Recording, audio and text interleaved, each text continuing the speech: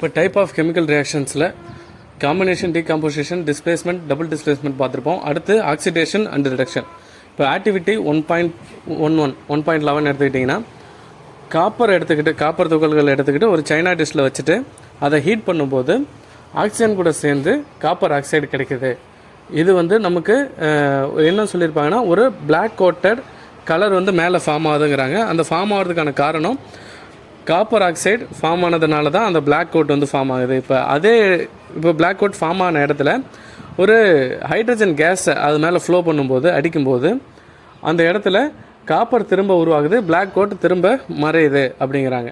இப்போது இந்த இடத்துல இவங்க சொல்கிறது நார்மலாக ஹீட் பண்ணி ஆக்சிஜன் சேர்ந்தால் காப்பர் ஆக்சைடு உருவாகிறதும் மறுபடியும் ஹைட்ரஜன் அது மேலே அடிக்கும்போது இந்த ஆக்சிஜனை இழந்து காப்பர் உருவாகிறதும் இது நம்ம ஒரு சாதாரணமாக ஒரு ரியாக்ஷன் அப்படின்னு நினைக்கிறோம். இதுக்கு நம்ம கெமிஸ்ட்ரியில் சொல்லக்கூடிய வார்த்தைகள் தான் ஆக்சிடேஷன், ரிடக்ஷன்.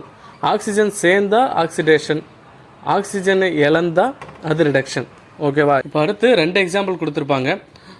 ஒன்று வந்து ஜிங்க் ஆக்சைடு கார்பன் கூட சேர்ந்து ஜிங்க் வந்து ஆக்சிஜனை இழக்கிற இந்த ரியாக்ஷனும், இன்னொன்று மேங்கனீஸ் டை ஆக்சைடு வந்து HCl கூட சேர்ந்து மேங்கனீஸ் குளோரைட் இது வந்து உருவாகிற ஒரு ரியாக்ஷனும். இதில் வந்து 2 ரியாக்ஷன் காட்டுவாங்க. ஒன்று என்னென்னா ஆக்சிஜனை இழக்கிறது வந்து ரிடக்ஷன்னும், இந்த குளோரின் இருக்குல்ல இது ஹைட்ரஜனை இழக்கிறதுக்கு பேர் வந்து ஆக்சிடேஷன் சொல்லி நமக்கு சொல்லுவாங்க.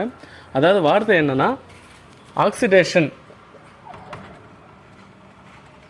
அப்படிங்கிறது எப்படி சொல்லலாம்னா ஆக்சிஜனை ப்ளஸ் ஆகிறது, ஆக்சிஜனை ஏற்றுக்கிறது, இன்னொன்று ஹைட்ரஜனை இழக்கிறது மைனஸ், ஹைட்ரஜன் இழக்கப்படும். ஓகேவா? இது ஆக்சிடேஷனுக்கு.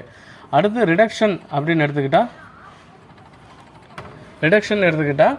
ஆக்சிஜனை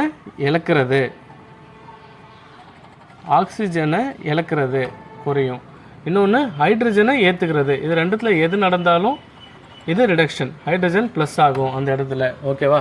இப்போ இந்த ரியாக்ஷனை பொறுத்த வரைக்கும் இங்கே பாருங்கள், காப்பர் ஆக்சிஜனை ஏற்றுக்குது, அப்போது இது ஆக்சிடேஷன். காப்பர் ஆக்சைடு ஆக்சிஜனை இழக்குது, ஸோ இது இழக்கிறது எங்கே வரும்? ரிடக்ஷனில் வரும். அடுத்து ஹைட்ரஜன் ஆக்சிஜனை ஏற்றுக்குதா, அப்போ இது ஆக்சிடேஷனில் வரும். H2O உருவாகிறது ஆக்சிடேஷனில் வரும். ஜிங்க் ஆக்சைடு ஆக்சிஜனை இழக்குது, அப்போது இது ரிடக்ஷனில் வரும். கார்பன் ஆக்சிஜனை ஏற்றுக்கும் போது ஆக்சிடேஷனில் வரும். மேங்கனீஸ் டை ஆக்சைடில் ஆக்சிஜனை இழக்கிறது என்ன வரும்? ரிடக்ஷன் வரும். அப்போ மேங்கனீஸ் டை ஆக்சைடு ரிடக்ஷன் ஆகுது. இங்கே குளோரின் வந்து ஹைட்ரஜனை இழந்துருதா, ஹைட்ரஜன் இழந்தால் அதுக்கு பேர் ஆக்சிடேஷன்.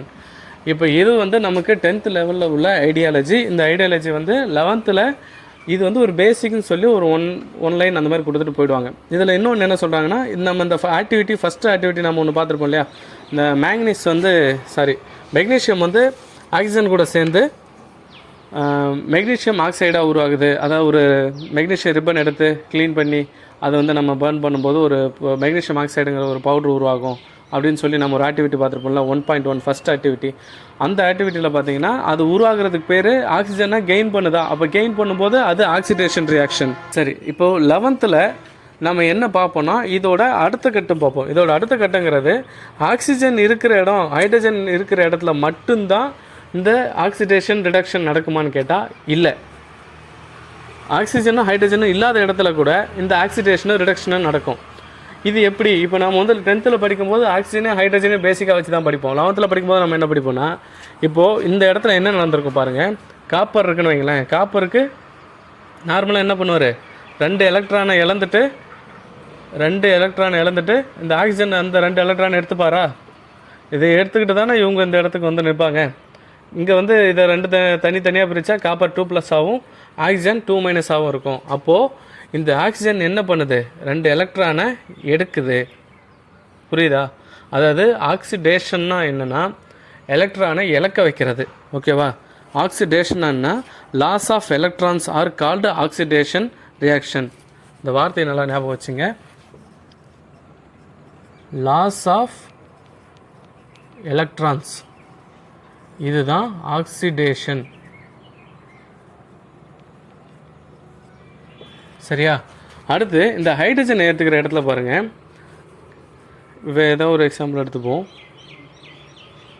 இப்போ இங்கே எடுத்துங்க, காப்பர் என்ன ஆகுது, இங்கே 2 எலக்ட்ரான் இழந்து தான் 2+ ஆகும். இங்கே ஆக்சிஜன் அந்த 2 எலக்ட்ரான் எடுத்துக்கிட்டு 2- ஆகும் இருக்குது. இப்போது இந்த ஹைட்ரஜன் ஃபுல்லாக இவர்கிட்டே தான் இந்த எலக்ட்ரான் இருக்குது. இவர்கிட்ட 2 ஹைட்ரஜன் இருக்குது. ஒவ்வொரு ஹைட்ரஜன்ட்ட ஒவ்வொரு எலக்ட்ரான், மொத்தம் 2, டோட்டலாக 2+ இருக்குன்னு வச்சுக்கோ. அந்த H2க்கு அதனால 2+ போடுறேன். வெறும் ஹைட்ரஜன்னா H+ தான் போடுவேன்.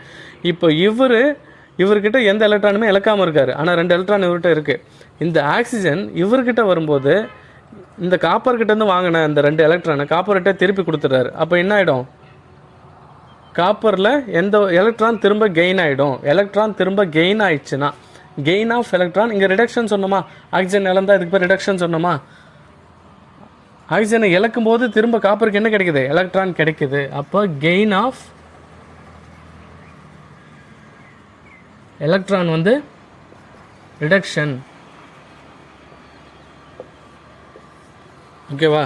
முக்கியமாக 10th படிக்கும்போது இந்த பேசிக்கில் படிச்சுக்கோங்க. இதுதான் உங்களுக்கு மேக்ஸிமம் கேட்பாங்க. அடுத்து 11th போகும்போது இந்த பேசிக்கோடு சேர்ந்து இப்போ நீட் JEE படிக்கிறவங்க ஏன் இந்த விஷயம் ஆக்சிஜனையும் ஹைட்ரஜனையும் கம்பேர் பண்ணி நடக்குதுன்றது சிம்பிளாக புரிய வைக்கிற வேர்டிங்ஸ் தான் இது.